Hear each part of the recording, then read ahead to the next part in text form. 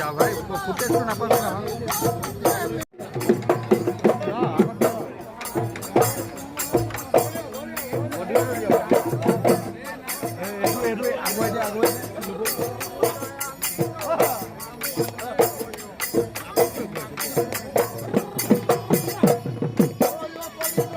আপোনালোকে জানে ৬৪ নং বৰচলা পশ্চিম অঞ্চলৰ বিখ্যাত অঞ্চল।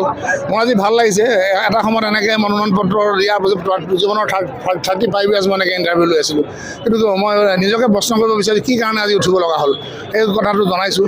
আজি চাওক 10 বছৰ বিজেপি ডাবল ইঞ্জিন চৰকাৰ 1200 বিঘা মাটি লৈ গ'ল ব্ৰহ্মপুত্ৰই, আৰু 2 বছৰৰ ভিতৰত হয়তো ব্ৰহ্মপুত্ৰ যদি গৰাখহনীয়া প্ৰতিৰোধৰ কাৰণে ব্যৱস্থা নলয় কেন্দ্ৰীয় বা ৰাজ্য চৰকাৰে, মাথাউৰি নিৰ্মাণ নহয়, বুঢ়া চাপৰিকে ধৰি আৰিমুৱা চাপৰি পুঠিমাৰি বা আদি কৰি বেচেৰীয়ালৈকে, গতিকে ষ্টেপছবোৰ মেডিকেল কলেজ নোহোৱা হৈ যাব। 1200 বিঘা মাটি লৈ গ'ল, 325 ঘৰ মানুহ নোহোৱা হৈ গ'ল। তাৰপৰা আমাৰ নেপালী সম্প্ৰদায়ৰ মানুহ আমাৰ নিজ তাত খেতি কৰে।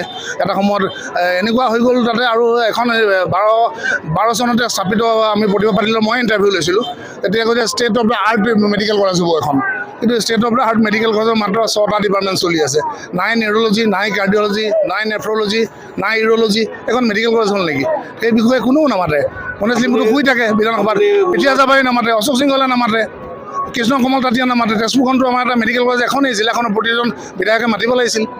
আপুনি মূলতঃ কি সদনত দাবী কৰিছে? পুৰী অঞ্চলত জলসিঞ্চন হ'ব লাগে। জলসিঞ্চন মন্ত্ৰী অশোক সিংহল ডাঙৰীয়া কাষতে আছে, তেওঁ দেখাই দিয়কচোন 10 বিঘা মাটি জলসিঞ্চন হ'ল নে পশ্চিম তেজপুৰ অঞ্চলত।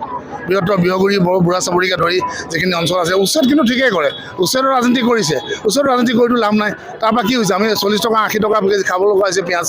মই অশোক সিংহলে প্ৰত্যাহ্বান জনাইছোঁ, ধান চান গ্ৰুপৰ আজি মদ নিবাৰণ কৰে, অৰুণাচলী মদ ধৰে আৰু হেৰি ধৰে, গুটখা বন্ধ নকৰে কিয়? তেওঁ গুটখা তেওঁ ডিলাৰ হয়। এটা সময়ত ফাঁচী বজাৰৰ ব্যৱসায়ীখন তাৰ সভাপতি আছিল, তেওঁ আছিল নে নাই? গতিকে সেই অশোক সিংহলে ইমান মিছলীয়া কথা কয়। প্ৰশ্ন কৰে জ্যোতি ভাৰতীক ক'লে he don't know' about your education budget. মই সুধিছিলোঁ আপোনাৰ এডুকেশ্যন বাজেট কিমান, নাজানে তেওঁ। এনেকুৱা মন্ত্ৰী কেনেকৈ হ'ব? মইতো জানো এইবিলাক কথা। প্ৰত্যাহ্বান কোনোৱে নাই। মোৰ প্ৰত্যাহ্বান, মই জীৱনৰ 25টা বছৰ বৰচলা কটাইছোঁ। 83, 84 বিহগুৰি হায়াৰ ছেকেণ্ডেৰী আছিলোঁ, মই জেনেৰেল ছেক্ৰেটাৰী আছিলোঁ, তাৰ শ্বহীদ বেদী বনাইছোঁ। মই প্ৰায় বৰচলাৰ মই জহামাৰী বিয়া কৰাইছোঁ, জহামাৰী প্ৰকৃত আদৰ্শ গাঁও। সেই আদৰ্শ গানৰ যিটো আমাৰ শ্ৰদ্ধা জনাইছোঁ, আজি আমাৰ মাজত নাই তুষাৰ ডাঙৰীয়া, গতিকে তেওঁ আদৰ্শ গাঁও শ্বহীদ গাঁও ঘোষণা কৰিছিল, য'ত 14গৰাকী শ্বহীদ হৈছিলে ভাৰতীয় আন্দোলনৰ।